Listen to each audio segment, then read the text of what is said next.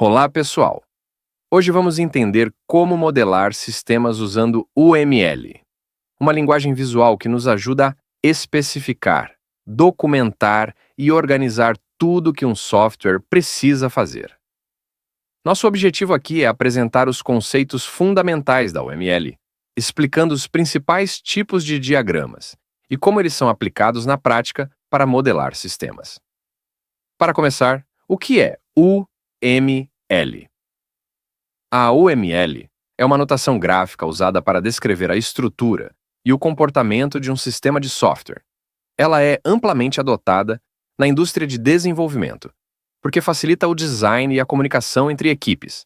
Ela ajuda todo mundo na equipe a entender e discutir o design do sistema.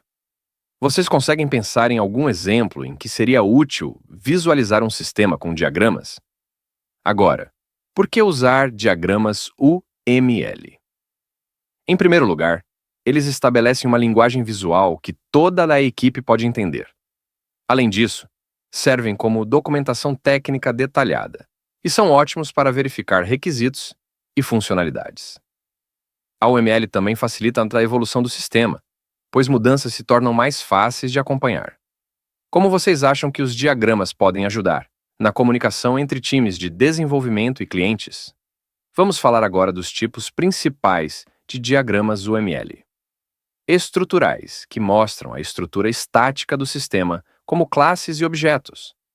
Alguns dos diagramas mais utilizados são os diagramas de classe, diagrama de componentes e diagrama de pacotes. Agora, os do tipo comportamentais, que mostram a dinâmica e o fluxo do sistema. Os diagramas mais utilizados são os de casos de uso, diagramas de sequência e diagrama de atividades. Temos também os de interação, que detalham as trocas entre os elementos. Alguns exemplos são os diagrama de colaboração, diagrama de sequência ou diagrama de estados. Vamos começar com o diagrama de casos de uso. Esse diagrama é uma ótima ferramenta para identificar quem são os usuários ou atores do sistema e o que exatamente eles precisam fazer. Ele foca nas interações externas, ou seja, nos papéis das pessoas e sistemas que vão interagir com a aplicação. Nele, temos três elementos principais: os atores, os casos de uso e os relacionamentos entre eles. Os atores são qualquer entidade externa ao sistema que interage com ele. Em um sistema de biblioteca, por exemplo, poderíamos ter atores como o aluno, que empresta livros, e o bibliotecário, que gerencia o acervo. Cada ator tem ações que precisa realizar, e essas ações são representadas pelos casos de uso. Um caso de uso, então, representa uma tarefa ou funcionalidade que o sistema precisa atender. Alguns casos de uso para o sistema de biblioteca seriam emprestar livro, devolver livro e consultar catálogo. Os relacionamentos entre atores e casos de uso também são importantes.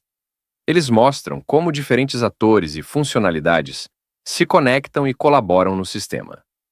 Esses relacionamentos podem ser de associação, quando o ator e o caso de uso interagem diretamente, de inclusão, quando uma funcionalidade inclui outra, como verificar disponibilidade, dentro de emprestar livro, e de extensão, que ocorre quando uma funcionalidade opcional pode ser adicionada ao caso de uso, como reservar livro caso o livro não esteja disponível. Esse diagrama é fundamental para esclarecer quais são os requisitos do sistema e garantir que todos os processos importantes estejam planejados. Vamos agora para o diagrama de classe. Esse diagrama é um dos mais importantes para definir a estrutura do sistema e entender como ele é construído. Ele representa as principais entidades ou classes que o sistema precisa ter, incluindo suas propriedades e métodos, ou seja, os atributos e comportamentos dessas entidades. Em um diagrama de classe, cada classe é representada por um retângulo dividido em três partes: o nome da classe, seus atributos e seus métodos. Por exemplo, imagine que temos uma classe livro em um sistema de biblioteca. Os atributos dessa classe poderiam ser coisas como título, autor e ISBN, que identificam o livro. Já os métodos seriam as ações que a classe pode executar, como verificar disponibilidade ou atualizar status de empréstimo. Além disso, o diagrama de classe mostra os relacionamentos entre as classes. Alguns desses relacionamentos incluem a herança, que é quando uma classe deriva de outra. Por exemplo, poderíamos ter uma classe material biblioteca, com propriedades e métodos comuns, e classes específicas, como livro e revista, que herdam essas características e adicionam outras específicas. Temos também a agregação e a composição, que indicam relações de dependência entre objetos. A agregação representa uma relação em que uma classe contém outra, mas que pode existir independentemente, como esta relação entre biblioteca e livro. Já a composição é mais forte. Indica que a existência de uma classe depende completamente da outra, como capítulos em um livro. Esse diagrama é crucial para organizar a estrutura interna do sistema e definir claramente as responsabilidades de cada entidade. Agora vamos falar sobre o diagrama de sequência, que mostra a ordem das interações entre objetos em um cenário específico, o que chamamos de sequência temporal das interações. Esse diagrama é especialmente útil para entender como os diferentes componentes do sistema colaboram para realizar uma tarefa. Ele se concentra em quem está interagindo, quais mensagens ou chamadas de métodos são trocadas, e em qual ordem isso acontece. No diagrama de sequência, temos linhas de vida representando cada objeto envolvido no processo, e uma linha de tempo que corre de cima para baixo. Vamos imaginar uma sequência de login em um sistema.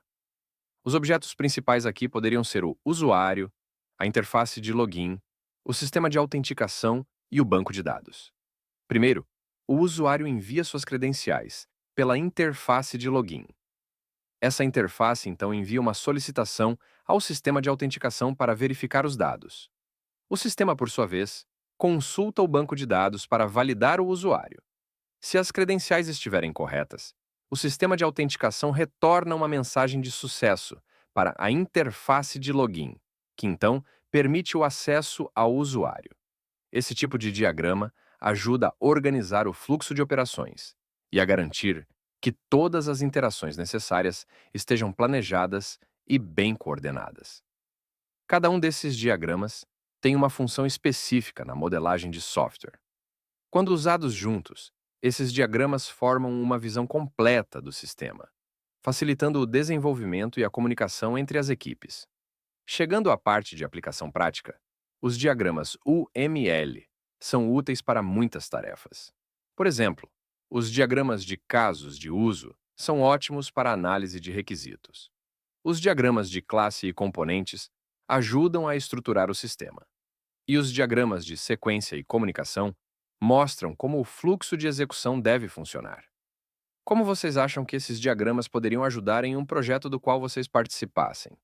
Para encerrar, esses são alguns dos principais diagramas UML que nos ajudam a modelar e entender sistemas complexos. Na descrição da aula, deixei alguns recursos para vocês explorarem esses diagramas e outras práticas complementares. Espero que tenham curtido a aula. Se ficaram até o final, não esqueçam de revisar os exemplos e compartilhar suas dúvidas. Também não esqueça de deixar o seu like e compartilhar com seus colegas de estudo. Bons estudos e até a próxima!